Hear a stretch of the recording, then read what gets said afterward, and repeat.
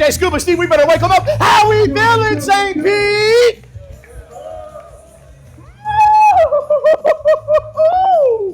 Let's do it. I like that. That was cool. A little peace. Woo! Well, I'm excited to be here. Wade invited me. I said, dude, I got the perfect 90-minute presentation. He was like, cool, bro, you got 30. So, take notes. We're going to move quickly. And at the end, I'll give you a QR code so you can steal all my slides.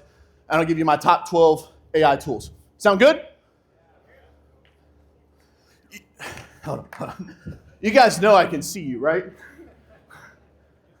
So, sound good? Yeah. That's better. Let's get the party started. All right, guys, today I'm going to be covering my AI strategies and how you can win in business. What we'll cover today is my insane AI-powered marketing blueprint that currently puts me in front of over 2 million sets of eyeballs per year, and how you can ethically steal it and implement it in the next 24 hours. As a bonus, I'll give you guys several tools you can use that cost little to no money. The panel last night was cool. Did you guys like that? That was like some good information, right? That was fun. But I didn't really get to do an introduction to myself, so humble beginning, big goals. I'm a kid from Kentucky. Again, I wore my shoes today, so you couldn't tell.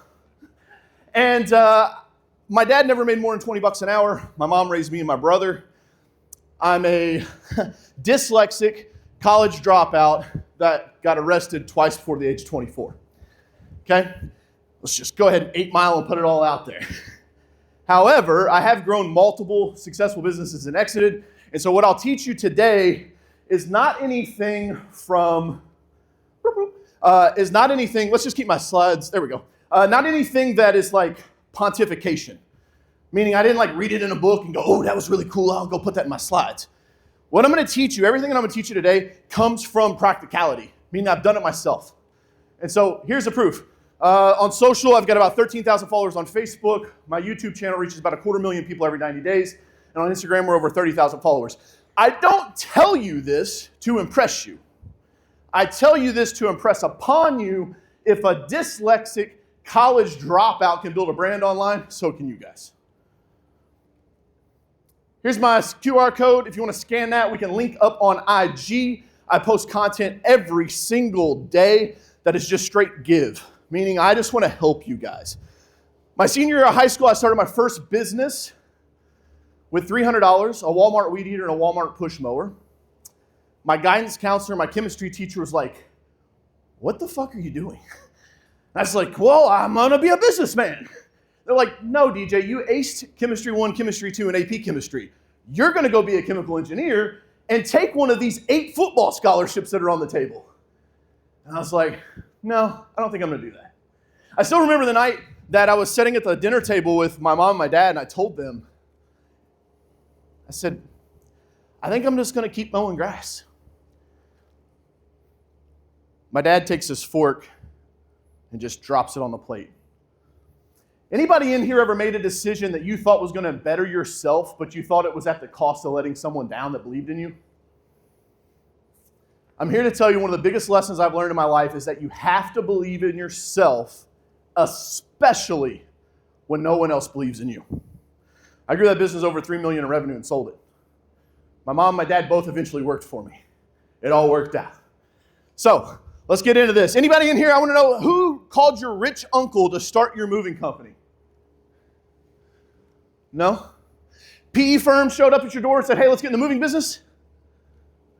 No. Cool. We're all bootstrap entrepreneurs.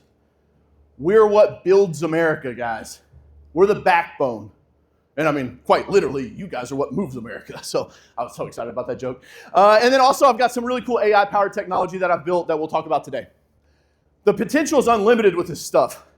Check this out. I uploaded a couple of headshots to one of these softwares, and it literally created AI images of myself. Like, got the Marshall Mathers look. Well, that's called a hallucination. I'm clearly bald. But you can see the rest of these are pretty alive. I'm quite fond of the Mr. Rogers look with the red sweater as well. And I'm here to tell you guys that this stuff is getting really wild.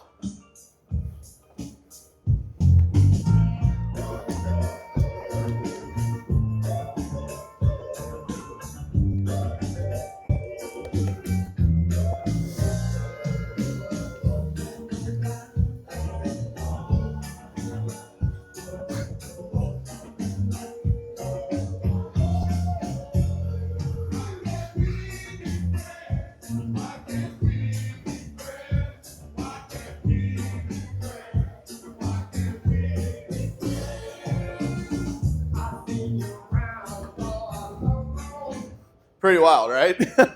This stuff is crazy, and it's only moving faster and faster every single month. Some predictions show that these models are improving up to 400% per quarter, okay? And so I'm not going to say you missed the game. You're just a little bit late, but it's still time to hop onto it. What we're going to cover first today is my Access Attention AI framework, okay? So there's been 3 technological waves that have hit small businesses, and I want to run through those with you so that we're all on the same page before we get started. Sound good? Hey, can you guys look to your left or your right, grab the person next to you, shake them, say, I'm glad you're here. That's a little better. Wake you guys up this morning. We got to need to refresh the coffee or something. All right, super high level stuff here, guys. If you're taking notes, I want you to draw a circle. I want you to draw another circle. And I wanted you to draw one more. I mean, like this is high level Kentucky technology, okay? Super high level stuff. In the first top corner, we're going to talk about access. You guys remember the AOL CDs? Like some of y'all, that was your first introduction to the internet. You're like, I don't know what this is. Like nowadays, like if somebody sent you a thumb drive in the mail and you're just like, plug this into your computer and download the thing. People are like, hell no, it's got a virus on it, right? Back then, we're like, oh, cool, let's see. It's like, you've got mail. Here's what happened. It leveled the playing field because the access was now available to all of us. The gatekeepers were gone. You realize my dad grew up, he was born in 1956. He had an outhouse, now he has an iPhone? Like, what? The internet leveled the playing field for all of us because it gave us access to information. And it was the first technological wave. And some of you guys, maybe if you've been in business long enough, you fought this. In 2007, you're like, I don't need a website. The internet's a fad. The yellow pages are just fine. And then you quickly figured out, like, shit, you kind of need a website. The next one was attention, and that was social media. Social media allowed small businesses like you guys to have a megaphone to talk to your customers. So that for the first time ever, you didn't have to pay the radio station, the television station, the newspaper, right? Anybody in here ever run a newspaper ad? Come on. Yeah, you guys are just embarrassed. You don't want to say that. I'm not going to stay up here all the time. Listen, here's the thing. With social media, you guys can pull out a camera and talk directly to your customers now. Like, as much as you want. Like, can you imagine calling your local Fox News station, like local news, and being like, hey, Billy, just leave the lights on for me when you shut down tonight and the cameras and everything rolling. I'm going to slide by around 10 p.m., shoot a couple spots. We'll just run them in the news tomorrow. It's like, no, bro. It's tens of thousands of dollars if you want to do that. You guys have a massive opportunity, and it's literally sitting right inside of your pocket. And then the last one's artificial intelligence. AI's changed the game. I got a couple up here, ChatGPT, DeepSeek, Meta, Grok, Gemini. We talked about these a little bit last night. I think that the power that these things have to help you guys with your business is next level. I said a little bit last night with the legal stuff, like if you got attorneys that you're paying to write letters, these can do rough drafts. Now again, I don't think you should take this all the way to like self-representation in a court. That's probably not a good idea. But it can save you thousands of dollars on legal work. It can also help you write copy. It can help you strategize. If you've got a pitch deck, feed it in and say, hey man, rip this thing apart. Tell me what I could be doing better. Super powerful stuff. So that's my 3-step framework there that you guys got. All right, so let's talk about the challenges that you guys are facing as small businesses. The first one that I typically hear is that you guys don't think you can afford to use AI or to upgrade the way that you're marketing your business. The second one is you don't know what you don't know. Let's show by a sign of hands. How many people in here just are like, hey man, I just can't afford this. It's going to cost too much. Cool, good audience. You guys, ICPs in here. I like this. How many of you guys are just like, I just don't know what I don't know? Cool. We're in a safe space, guys. And then lastly, how about you just don't have time? You're like, dude, I'm busy. I got trucks breaking down. I got guys calling in. Like, it's just too much going on. Cool, some of you guys. Let's tackle these one at a time. The first one, you can't afford it. Some of you guys look like Tyrone Biggles in here. You're like, yeah, DJ, I got it. But like, where do I get the leads, man? Building a brand takes time. Mountain Dew doesn't spend $7.5 million on a Super Bowl ad and then get into their boardroom the next morning, twist their mustaches, smoke their cigars, and say, yes, how many bottles did we sell last night? Doesn't work like that. Top of mind awareness. I can't put you guys in a dancing banana costume and somebody sees it on Instagram and they're like, shit, Wade, we're moving today, man. Doesn't work like that. You guys have to dominate top of mind awareness. And social media is where you do that at. And utilizing AI allows you to not get stuck with writer's block. Like writer's block is not a thing anymore. So let's talk about this. These are a notable quotable. You have to take Algebra 1 before you take Algebra 2. So I want to make sure you guys got some basic numbers that you understand. Here's how you measure cost. 1, CPC, cost per click. What does it cost you to get someone from these platforms to your website? That is a metric you should be tracking. CAC, customer acquisition cost. What does it cost you to acquire a customer? Less than 15% of small businesses know their customer acquisition cost and their LTV, which is the lifetime value of their customer. Some of you guys are like, holy shit, yeah, I'm going fast. It's okay, I'll give you the slides, I'll be here for the next 2 days. We can chat and hang out. The last one is cost per view. What does it cost you to get a video view on social media? Because about 60-ish% of all content viewed on social platforms now are video content. So like taking a selfie in the office because it's Karen's birthday is not enough anymore. Like we need a video of you guys all singing happy birthday to Karen. Tracking with me? Yes or yes? And then the last one is this, CPM, cost per 1,000 impressions.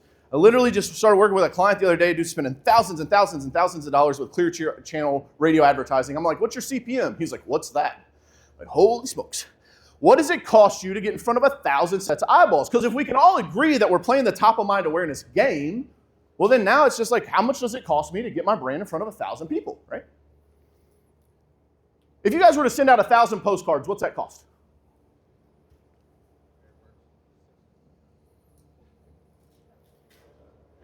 DJ Scuba Steve, they know I can see them, right? Okay. Nobody in here does direct mail, ever? Like you guys do? Anybody buy stamps? Cool. Let's say on the low side it's 500, right? If you're at like 50 cents per card, postage all in, you got a good direct mail postage person. On Meta, you can get those same 1,000 people for less than $5. You're talking about 100x pickup. And like, this is not something that happened yesterday. We've been in the social media game since 2016. I ran my first Facebook ad in 2013. Like this technology's been here, you guys are just sitting on it. So I'm trying to wake you guys up today, show you there's a huge opportunity for you. Really what it all comes down to is if you do not get in front of people, they don't know you. And if they don't know you, they can't flow you. You've got the biggest problem in your business right now is not that like Mike needs a performance review, we might need to upgrade our truck, maybe we need an AI to answer our phones. Like, no, your biggest problem in your business right now is not enough people know who you are and what you sell. That's what Reagan was just talking about. Get known. Loved all those strategies. So let's talk a little bit about the evolution of attention real quick. You guys still tracking with me? Cool. So, there we go. In the beginning, we had cave paintings. That's how we communicated, right? Like a caveman would go up, he'd like hieroglyphics, I don't know if that's how a caveman sounds. It's the best I can do for you this morning. And so then from there, we went to newspapers, extra, read all about it. From there, we moved to radio. And now it's like, whoa, we can hear people's voices. We're not just having to read. And from there, we had the television. And the television was like, for the first time ever, I could see you and hear you. It's crazy, double sensory overload, right? But the problem was all of these were one-way communication, meaning you put your message out to the consumer receives it, and you're kind of tone deaf to it. There was no feedback loop. Unless you were my dad, because like when the Colts played on Sunday, he talked to the TV all the time, right? He's a blue-collar guy, and you damn Colts, another season of being a Colts fan. But this mobile device came along, and for the first time ever, we had the opportunity to have two-way communication with our clients. We can talk to them and they can talk back. It's powerful stuff, guys. And now we've went full circle because you have grown-ass men sending like poop emojis to each other. And so we're back to the hieroglyphics. But here's the mobile effect.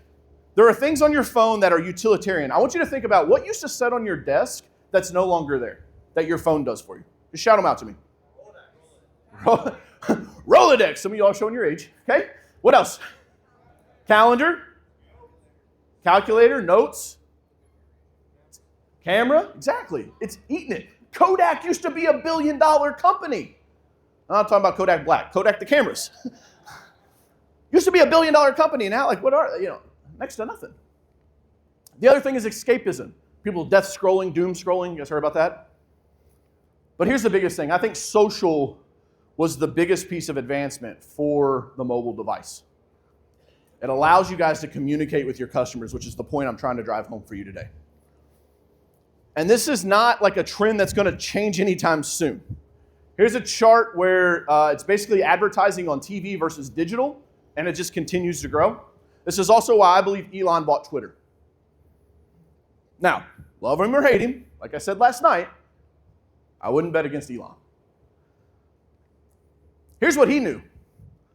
This is Pew Research. This is a chart of social media platforms that are based on how much they have been utilized. So the top one's YouTube. Next we got Facebook, Instagram, Pinterest, TikTok, LinkedIn. None of those are for sale. Elon wants to buy a social platform. He can't buy YouTube. It's owned by Google. Zucks has got Facebook and Instagram. He paid a billy for Instagram. Back in the day, they're like, you're crazy. Now he's like a genius.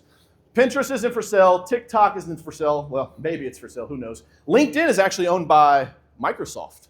A lot of people don't know that.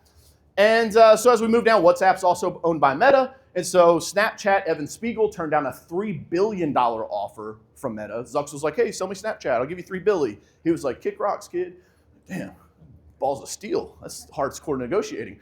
And then so now we got X, which is formerly Twitter, who his boy Jack Dorsey, PayPal Mafia. If you guys have never looked up PayPal Mafia, write that down. That's Peter Thiel and that whole crew. Like I would not bet against those dudes. If they're involved in something, Palantir, anybody heard of that? Yeah, Peter Thiel's company.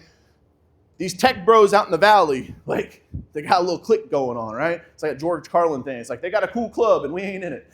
So Elon saw that basically the only one he could buy would be X, and so he bought it because I think we're moving to a place where these apps will turn into what China has, and they're called super apps. So on a super app, you have your social media platform, you have lots of communication channels like a WhatsApp, but then you also have like banking and other things. And so as we continue to move more digital as a society, I think Elon's hedging that bet. Cool. Let's get a little tactical. There's 3 audiences, write this down, that you can talk to on social media. Your current clients, your prospects, your referral base, and then we have 3 goals. More exclusive leads, lower lapse can rate, which to me is like a cancellation, meaning if you build a brand for you guys, like they're not booking and then canceling, and if they book with you and you do a good job, they're gonna refer you, right? Because most of you guys, if I could guess, you're like, DJ, like we get one check from our customers. They move probably one time, right? No, they move one time, and then guess what? They have a bunch of friends that move. And so your referral base is built into your customer base. Somebody's going to take that and go back and make a couple extra $1 million next year. And then lastly is increased income. All right, we got through that one.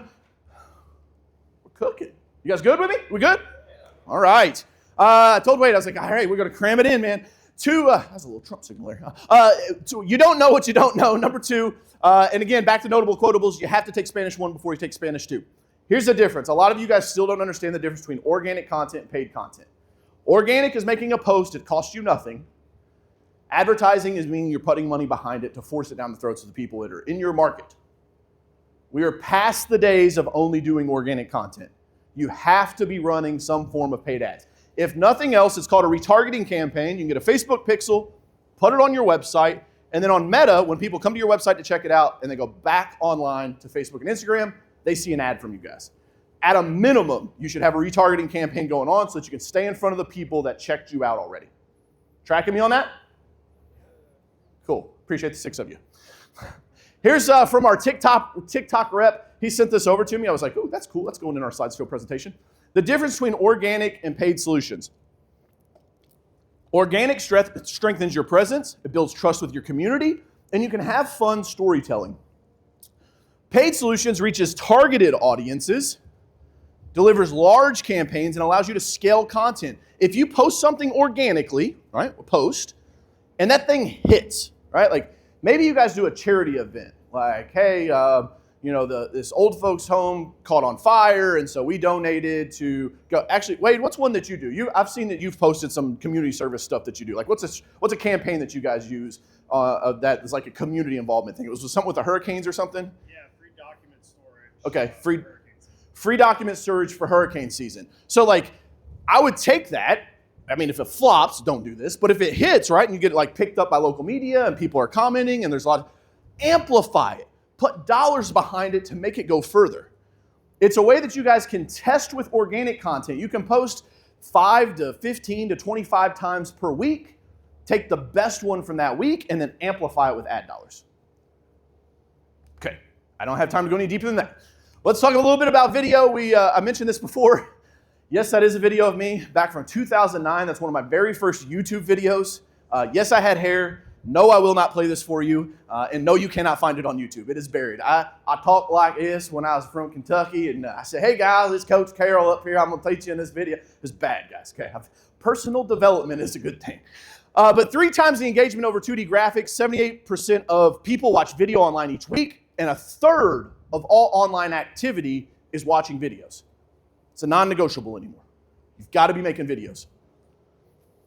All right, let's get into some strategies. I won't be able to deep dive on all these, but again, I'll give you guys my slides when I get to the end. Here's some stuff you guys can do. The only one I want to touch on here is the document. Just pull out your phone and make content. It's not that hard. I'm going to show you guys. So I had this idea last night. We're sitting at dinner. I'm like, dude, we've never ran ads for me to event planners. Like, an event planner would hire me to come speak at their conference, like this one, right? And so now, today, you guys are going to help me make a future ad. We good? All right. The only thing I ask is you can't be crickets. So when I'm like, make some noise, I need you guys to get rowdy, okay? Like, we good on that? You guys are about to prank me. I know. Somebody's in the back like, this dude thinks we're going to help him watch this. Okay, here we go. Hey, what's up? It's Coach Carroll, and if you're an event planner, I got something for you. I'm here at the Titan Retreat. Not yet. They're crazy. Not yet. They're loving me, okay? If you're an event planner and you want a high-energy speaker to come light the stage on fire for you, I need you to click the link somewhere below. Oh, and we got sparks. All right, guys, 3, 2, 1, make some noise! Click the link. Click the link. You guys freaking crush that! Let's go! That is going to kill it! Thank you all. That was awesome. But that's all you got to do. That's it. It doesn't have to, you ain't going to have to like go DJ and spark. That was sick, DJ Scoop. I got you. Checks in the mail, baby. But listen, all you guys have to do is pull it out and say, hey, we're here helping Betty move. Betty, how's the experience so far? Well, Chad's great. He's handsome. If Billy wouldn't have died earlier, I'd be all over you, Chad, if I was 20 years younger, right? Like, get that on camera, man. Like, you got to get these captures, these moments, and then post them over and over and over again. Here's the other thing, because I don't have time to go through all of these. Here's Mr. Wonderful. I saw him at a conference that I was speaking at. I said, hey, man, what's your take on social media? Anybody here, Kevin O'Leary, Shark Tank fans? You guys like Shark Tank? Cool. He says, social media is no longer classified as marketing. It's a utility now. No different than your water bill, electric bill, or your internet bill. You can't afford not to do it, okay? I need you guys to look at it that way. And then I need you to get your team involved. How many people in here have like movers, like people that are out, like that go and do the stuff, not just you? Okay. Add them to your Facebook and Instagram page. Here's a little fun. Everybody's like, get Google reviews. Dude, I'd rather my whole team be making content. Google reviews are important. But if your lead guy on every move goes and gets content, you guys will turn them into a content factory so that you don't have to do all the heavy lifting. Super powerful strategy. I'm about out of time, so we got to go through this fast. I want to get through this framework real quick. This is how you guys use AI in your content. It's my 10-80-10 framework, okay? Write this down. On the first 10 is a format of how we talk to the AI. Could be ChatGPT, could be whatever you want to use. It's, who are you? You're $1 million an hour attorney. What am I trying to achieve? I need you to write a letter to the AG. What must I have? You must cite legal sources to back up what you write. And give me a professional letter that I can copy and paste and send out, okay? A lot of you all go to ChatGPT with like a half-baked idea, and then you're like mad because it gives you a half-baked response. Like, you got a freaking genie in your pocket, and you don't want to spend 5 minutes writing the prompt to it? It's crazy. So we're going to prompt it that way. Who is it? What do you want from it? What it must give you, and the format that it gives you on the output. That will change how you guys interact with the AI. Then we let the platforms do the heavy lifting. 80% is done by them. My favorite is Claude. And then the last 10% is my review, edit, repeat, run. We're going to review what it gave us. We're going to edit it if it's simple little edits. Like, don't go to ChatGPT like, you missed a period. Like, dude, just put the period in there. It's like not worth waiting for the prompt to run. and then repeat it. So if we need to send it back through and have them re-prompt it out, we can do that, and then you run with what it's got. This right here will change the game on how you guys are using AI. You like that? Yes or yes? Yeah. Cool. Power paid ads, we already talked about it. Please don't gamble with the boost button. It costs you a lot more money. You don't get as many, it's not as optimized. You don't get the targeting, and it's the slot machine of Facebook advertising. Why do I call it slot machine? In a casino, the slot machines are the best odds for the house. The boost button is the best odds for Meta, okay? Gotta get out of here. Here's an example of an ad. I pulled this from Wade's. We don't do these. These are like, Wade's got somebody he's working with, but it's sick, right? And the reason why he's doing this is because it's the best bang for your buck. $5 to get in front of 1,000 people. Stay in front of your audience. Highly targeted attention. And it builds your brand fast. 6 hours is the metric now that the average American spends on a social media platform per day. It's insane. My dad used to sit in the recliner and watch 3 hours worth of Jerry Springer at the end of the day. It's not like that anymore. It's 15 minutes at the stoplight. It's 23 minutes on the toilet. It's 12 minutes while you're waiting for your kid to get in the car. Like, they're microcosms. And that's why you guys have to be using tools that can grab people when they're on your site. Because if I see Wade's ad and I'm at a stoplight, I'm like, oh yeah, we're looking at moving. Let's see. Click, turn it on. I'm looking at his website. Light turns green. I'm gone. I'm closing it out, and now I'm gone, right? Not anymore. This is what Allie does. And this isn't crazy science fiction. This is real. I blurred it out so that Wade didn't get mad at me. But we've identified over 7,000 people from Wade's website in the last 90 days. Insane. Name, phone numbers, email addresses, home addresses, and the URL it came from. Here's a cool little hack, and then I got to wrap this thing up. Current IG hack. These are called trial reels. You guys can post on Instagram. Go into the setting. There's a thing called trial reels. Flip that on, and then turn off that it automatically shares to your audience, okay? What this does is it allows you to post on Instagram, and it only shows to people who aren't your followers, AKA free advertising. Powerful. Some of the biggest names in the business right now are taking their like hottest reels and they're throwing them back into these platforms and just cranking views for free. That one's a good one. All right, and how many of you guys in here, by show of hands again, is like, I just don't have time? Yeah? Me neither. I'm about out of time. How many of y'all feel like this right now? Yeah? Guy in the front was like, splash zone up here. Cool. Well, I want to give you guys my slide deck, my top tool list, what's inside each page. I got best 4 practices for these platforms, signature plays that I use, a quick start recipe, so copy and paste starter prompts, stack fit and pricing, and pro notes. All of that's my gift to you guys. I want to give it to you for hanging out with me today. What do y'all think about that? Yeah? Let's go. And if I can talk to the serious business owners for a second, I got Way, DJ, Scuba, Steve, on the ones and twos. This is my new book that's coming out called The Hunt Your Head Game, 250 pages. I've been working on this book for over 10 years. The manuscript was 500 pages. I used OpenAI and Anthropic to help me edit this thing. It was like a use case. Pretty cool. Every other chapter is edited by ChatGPT. The other chapters are edited by Claude. And I share stories and strategies inside of here. I think the old world rewarded obedience. The new world demands killer instinct. And so when you guys scan that QR code to get a copy of the slides, on the very next page, I got some details on a special on how you guys can get a signed copy of this. That's all my time. I appreciate you guys. And as always, hustle, let's work this.